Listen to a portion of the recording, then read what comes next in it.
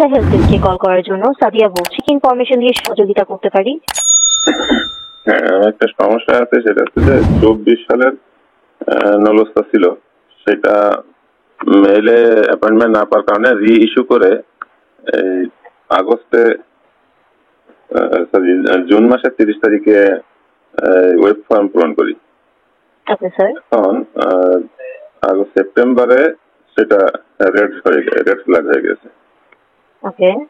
তো এখন পরবর্তীতে ইটালি থেকে খোঁজ নিয়ে জানতে পারলাম যে ওটা আলেজ দেওয়া হয় নাই, এই জন্য সমস্যা। পরে আলেজ ঠিক করে দিচ্ছে, অলরেডি দিয়েছে। এখন আমার কথা হচ্ছে যে রেড ফ্ল্যাগ ঠিক করে দিলে কাজ হয় নাকি রেড মানে পুরো বাতিল? ওকে স্যার, আমি আপনার বিষয়টি বুঝতে পেরেছি। আমাকে কাইন্ডলি আপনার নামটি জানাবেন স্যার। খোকন। খোকন স্যার, আপনি জানতে চাচ্ছিলেন আপনার অবস্থাটি ছিল 24 সালে, পুনরায় আপনি যে রিইস্যু করে 25-এ ওয়েব ফর্মের মাধ্যমে আবেদন করেছিলেন এবং পরবর্তীতে আপনি যে ডিসিশনটি পেয়েছিলেন সেখানে দেখা ছিল সেটি রেড ফ্ল্যাগ আকারে রয়েছে। এখন আপনি জানতে চাচ্ছেন যে রেড ফ্ল্যাগ আকারে রয়েছে, এখন কি আপনি পুনরায় এটি আবেদন করবেন নাকি এটা পুরো বাদ হয়ে যাবে, এরকম বিষয়টি স্যার? হ্যাঁ বলেন, এটার উত্তর দেন। ওকে স্যার, আমাকে 1 মিনিট সময় দিয়ে সহযোগিতা করবেন, আমি আপনার বিষয়টি চেক করে আপনাকে জানাচ্ছি স্যার। জি।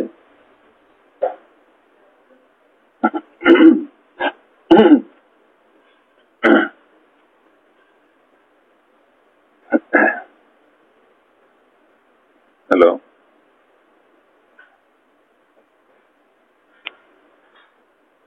হ্যালো।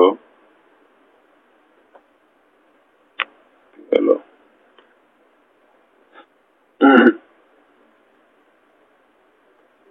হ্যালো।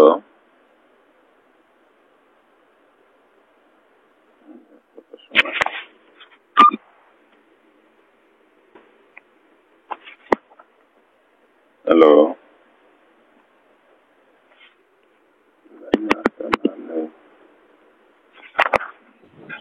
সময় দিয়ে সহযোগিতা করার জন্য অসংখ্য ধন্যবাদ স্যার। আমাকে শুনতে পাচ্ছেন? জি। জি স্যার, আপনি আমাকে জানিয়েছেন যে আপনার যে প্রবলেমটির কারণে রেড ফ্ল্যাগ দেখাচ্ছিল সেটি এখন প্রবলেমটি সলভ হয়েছে। এখন কি আপনি আবেদন করতে পারছেন কিনা, তাই তো স্যার?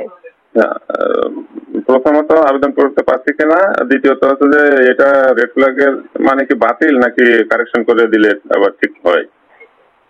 জি স্যার, রেড ফ্ল্যাগ মানে বাতিল নয়, এটি আপনি কারেকশন করে দিলে ঠিক হবে। আপনি যেহেতু কারেকশন করেছেন স্যার, আপনি অ্যাপ্লাই করবেন স্যার। যদিও এটি না হয়ে থাকে তাহলে আপনি 30 ডেজ পরে একটিবার চেষ্টা করবেন স্যার। যেদিন আপনার রেড ফ্ল্যাগ দেখিয়েছে সেই থেকে 1 মাস পরে আরেকটিবার চেষ্টা করবেন একটিবার।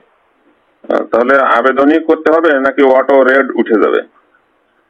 স্যার, আবেদন করতে হচ্ছে আপনাকে। অটোমেটিকলি রেড ফ্ল্যাগ উঠবে না, পেপার ঠিক করে দিলেও উঠবে না, তাই তো? জি না স্যার, হচ্ছে না, আপনাকে আবেদন করতে হচ্ছে। আবেদন করতে হবে যেদিন রেড ফ্ল্যাগ হয়েছিল ওই দিন থেকে 30 দিন পরে যায়, তাই তো? জি স্যার, আপনি চাইলে এখন একটিবার চেষ্টা করতে পারেন স্যার। যদি এটা রেড ফ্ল্যাগ থেকে চেঞ্জ হয়ে যায় তো হলো, না হলে স্যার আপনি 1 মাস পরে আরেকটিবার আবেদন করতে পারছেন। মানে আপনার কথা বুঝিনি, এখন আবেদন করতে পারতেছি বলতে মানে 30-এর আগেও আবেদন করা যাবে? জি স্যার, 30-এর আগে আবেদন করতে পারছেন। আপনি করে যদি দেখেন যে এটা রেজাল্ট পাচ্ছেন না, সেক্ষেত্রে স্যার আপনি 1 মাস পরে আরেকটিবার চেষ্টা করবেন। ও 1 মাস পরে আবারও ট্রাই করবো, এই তো? জি স্যার। আচ্ছা, এখন অনেক বলতে কি আমরা যে মাধ্যম দিয়ে করাই কম্পিউটার এক্সপার্ট, তারা বলে যে অনেক ক্ষেত্রে নাকি অলরেডি সাবমিটেড দেখায়, এটা নাকি সাবমিটার হতে চায় না পুনরায়। স্যার সেক্ষেত্রে 1 মাস ওয়েট করবেন আপনি, যেহেতু অলরেডি সাবমিটেড দেখিয়ে থাকে।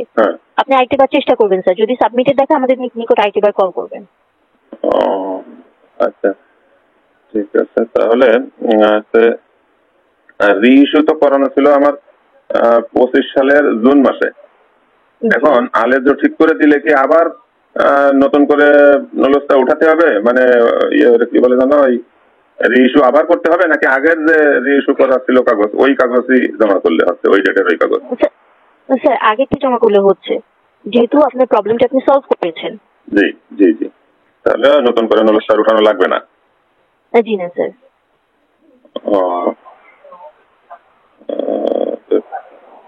স্যার এ ব্যতীত অন্য কোনো ইনফরমেশন দিয়ে সহযোগিতা করতে পারি?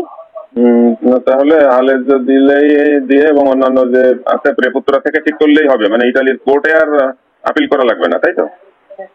জি না স্যার। আর ইয়েলো অরেঞ্জ ওগুলো একই রকম আবেদন করা লাগবে পুনরায়? স্যার যাদের গ্রিন ফ্ল্যাগ এসে থাকে সেটি হচ্ছে নর্মাল, যে তারা এখন ওয়েট করতে পারছে, পুরো একটি ডেট দেওয়া হবে স্যার। জি। স্যার রেড, গ্রিন, ইয়েলো সবগুলো ফ্ল্যাগের নিচে না তার প্রবলেমটি লেখা থাকে যে কি কারণে রেড ফ্ল্যাগ দেখাচ্ছে। কিন্তু রেডে লেখা নেই, রেডে লেখা আছে কি জানো সিস্টেমে নাই, আবেদন এই নলস্টাটি সিস্টেমে নাই, জি, স্যার। আবেদন করতে পারতেন না তাই লেখা। তাহলে সিস্টেমে নাই বলতে কি বোঝায়? সিস্টেমে নাই বলতে স্যার ইতালি থেকে যে আপনাকে প্রোভাইড করেছে নলস্তাটি সেটি মনে হয় ওখানে সিস্টেমে ছিল না। স্যার আমরা যেহেতু নলস্তা নিয়ে কাজ করে থাকি না, প্রপার ইনফরমেশনটা দেওয়া পসিবল হচ্ছে না স্যার নলস্তার ব্যাপারে। ও, তাহলে আবেদনের ব্যাপারে ইনফরমেশন ঠিকঠাক দিতে পারতেন তাই না? জি স্যার। ও, ঠিক আছে, তাহলে পুনরায় আবেদন করে দেখি। ওকে, ধন্যবাদ। অবশ্যই। ওকে স্যার, ফার্দার সকল আপডেটের জন্য আমাদের ওয়েবসাইটটা অবশ্যই ফলো আপে রাখবেন। Okay. ধন্যবাদ BFS global Italy visa help desk call করার জন্য। আপনার দিনটি শুভ হোক।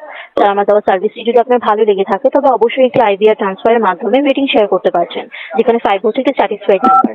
আমি কি আইবিআর নিকট কলটি ট্রান্সফার করতে পারি স্যার? জি। ওকে স্যার, ট্রান্সফার করে দিচ্ছি। ট্রান্সফারের পরবর্তীতে 5 প্রেস করে সহযোগিতা করবেন। ধন্যবাদ।